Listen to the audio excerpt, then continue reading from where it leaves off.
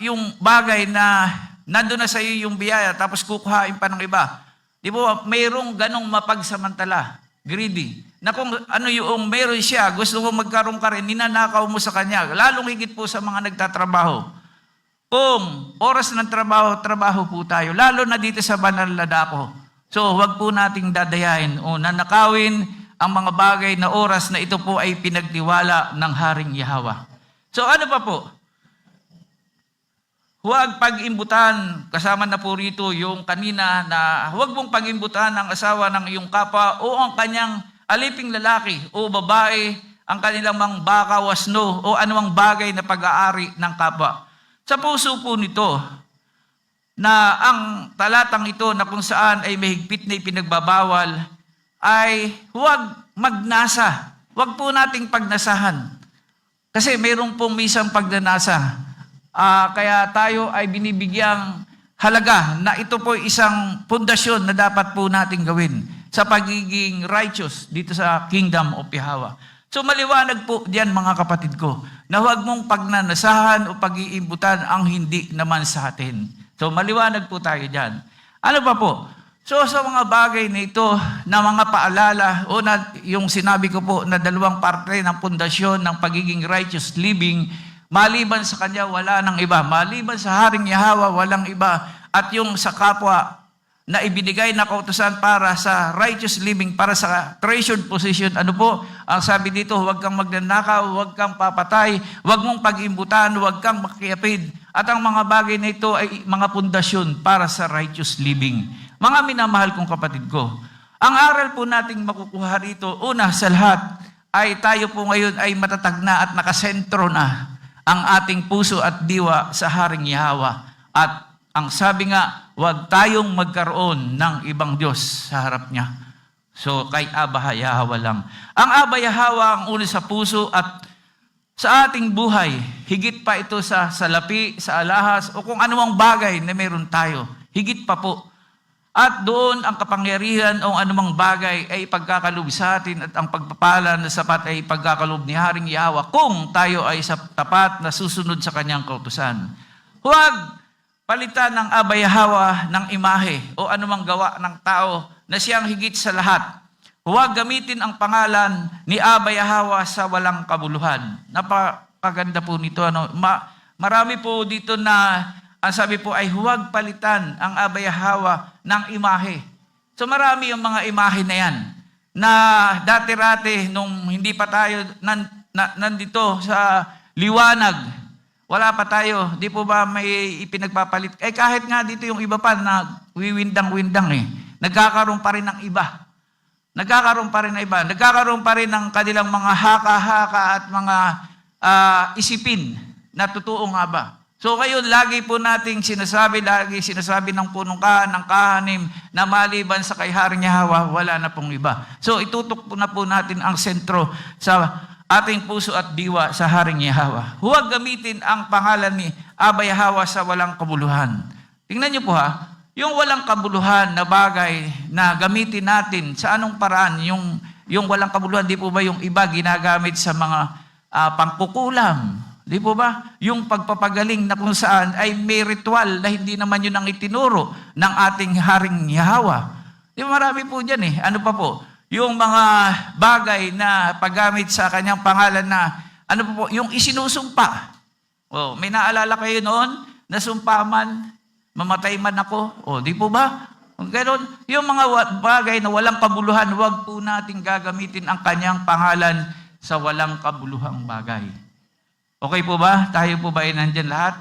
So, ibig sabihin, yung mga pagdarasal po natin na mga inilalagay, minsan natisod lang tayo.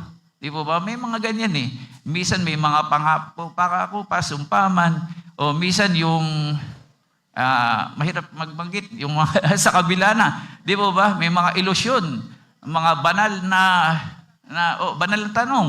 Di ba? May mga ganun na gagamit. Abay, hawak ka nga. Pero iba yung pinatutungkulan. Huwag mong gamitin ang kanyang pangalan sa walang kabuluhang bagay. Meron po lang akong ikwento sa inyo bago ako magtapos sa mga minamahal kong kapatid ko, na kung gagamitin natin ang kanyang pangalan sa makabuluhang bagay, siya po ay tapat na sumasama sa atin at tayo ay nagtatagumpay. Okay po? So maikli lang po ito. Nung kami po ay parating na sa bahay ni Sis Norma sa Sis Oka, ito po ay nakaisang beses ko nang puntahan. Ang kasama ko po ay si Sis Sally at si Sister Joy Estaneda, na kung saan ay paikot-ikot kami. Paikot-ikot. 2:30 ng hapon kami nakarating. 2:30 kami nakarating ng hapon sa istasyon ng train. So katagal-tagal na naglalakad-lalakad kami, inabot na kami ng 5:30 ng hapon. Ay, ang lapit-lapit lang po. Hanggang sa kontakin namin, wala naman kaming internet. Kung hindi pa kami pupunta sa mga department store o Family Mart o 7-Eleven, doon lang kami makakakonect. At naawa naman sa amin yung isang Family Mart na kung saan nagpahiram ng phone, handy phone. At nakontak namin si Norma. Hindi, madali lang, diretso lang. Kaya po pala kami paikot-ikot at naliligaw. May dumaang 3 mga Pilipino na hindi namin po alam na Pilipino. 3 nakabisikleta at tinanong po namin, ay malapit lang dyan. So ibig sabihin, mga minamahal kong kapatid, ito ay isang sign na kung saan kung i-delay ka ng abayahawa, mayroong kabulahan ang pag-delay mo. Pag-delay sa atin. So, ibig sabihin, para bang magagalit ka na, paikot-ikot ka, hindi mo makita-kita. At hanggang magtanong kami, ay malapit lang po, andyan lang po. At sa madaling salita, mga kapatid ko, ay ito po ay pinaunlakan kami na makarating doon sa bahay ni Norma. 70 po silang trainee na nagtatrabaho doon sa lugar nila at nakinig sa banal na pangalan ni Abba Yahweh. Di po ba? At sabi niya, pag uwi po namin ng Pilipinas, kami po ay pupunta sa Mount Zion. Yada, di po ba? Napakaganda. So, ibig sabihin, kung makabuluhan ang iyong pagbabalita sa kanyang pangalan, ito po ay tinutugon. Binibigyan po ito ng tama na katwiran ng ating Haring Yahweh. At hindi lang po yun. Napakaganda po. Kaya po ko ibinibigay ito, hindi po upang kami ay magpakilala kung ano pa man, kundi yung kapangyarihan ni Abba Yahweh. Bago pa kami umalis ng Pilipinas, ay umuulan na at bumabagyo. Pero sa lahat ng dinadaanan namin, walang ulan. Hanggang sa kauwi kami sa Pilipinas, di po ba nakita niyo sa Chiba City, yung airport doon, binaha yung escalator sa lugar po ng aming pinuntahan. Ang sabi ni Abba Yahweh, pagkakasama ako, magtatagumpay ka sa iyong lakad. Yan, di po ba? So, napakaganda po ng pagpapala na sapat na ipinagkaloob ng ating Abba Yahweh. At hindi lang po yun. Pagdating ko po dito sa Pilipinas, may tumawag, bagong pasok. Ibig sabihin po, yung mga lumabas ay muli nang bumabalik. Hindi lang po yun. Bago talaga. Na kung maaari daw po, ay tanggapin ba niya ang paano po ba tatanggap sa banal na pangalan? Isipin niyo ha, sabi ko wala nang bautismo ngayon, pagwiwisik na. Renewal of the covenant. At ang sabi po niya, sige po, ako po'y darating sa oras na magkaroon ng pagwiwisik. Nandun na po siya ngayon sa NCR1 kay Bro Joseph.